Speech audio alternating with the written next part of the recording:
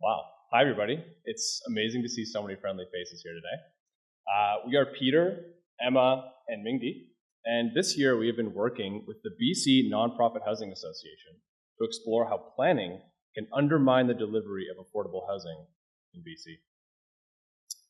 So let's start with a little audience interaction. Everyone, please raise your hand if you've had a conversation about the cost of housing in the last week. It's almost everybody. But that's not that surprising. And it's not that surprising because housing, in many ways, has been the defining topic of this generation.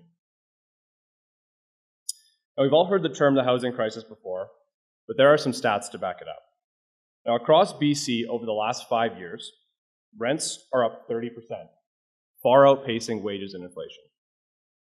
Rental units under $1,000 a month were lost 12 times faster than they were built.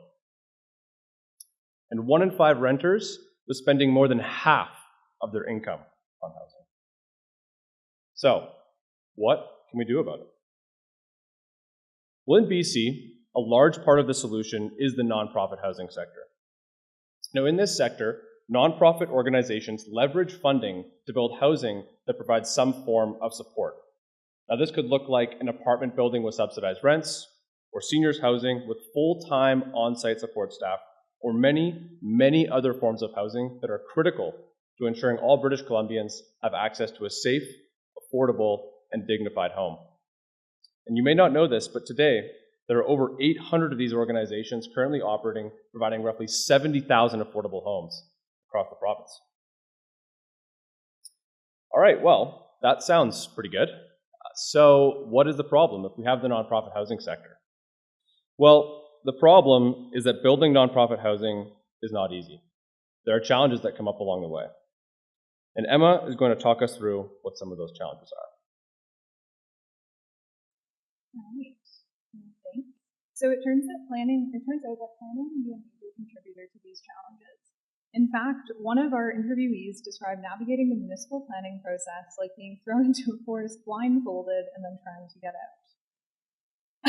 So through our project, we worked to understand exactly what these challenges were and identified 20 barriers in the municipal planning process that impede the ability of nonprofits to deliver affordable housing in BC. So what do we mean when we say barrier? Not everything is about money, but in this case, it is.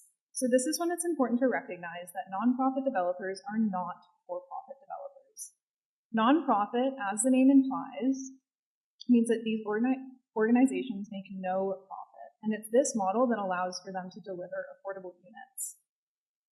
So when we say barrier, we mean anything that adds avoidable costs to a development and therefore compromises affordability. Our barriers are categorized into 3 major buckets: financial, regulatory, and procedural. First, financial. Money is money. Municipal fees and taxes can and do add millions of dollars to projects.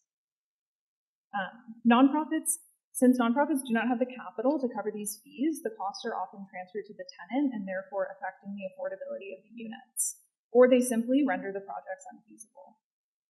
Second, regulatory barriers. Time is money. Regulations often require contributions to social infrastructure for added density.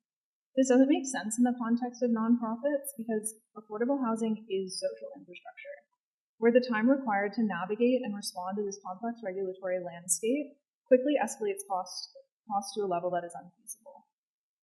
Finally, procedural barriers. Certainty is money. Bureaucratic systems are plagued with delays due to poor communication, a lack of transparency, and lengthy approval timelines.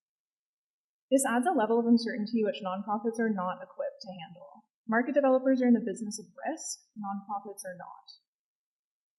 But don't worry, there is a path forward. Along with the 55 individual recommendations that we identified, we wanted to highlight 5 core principles of practice.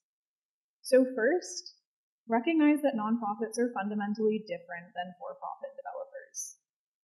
Second, collaborate to push projects through in an effective and timely manner. Third, consider holistic and multifaceted solutions. Fourth, understand your local government's context and capacity to maximize impact. And finally, be bold and creative. Affordable housing requires political courage and a willingness to try creative solutions. Easier said than done? We don't think so. Come talk to us about why.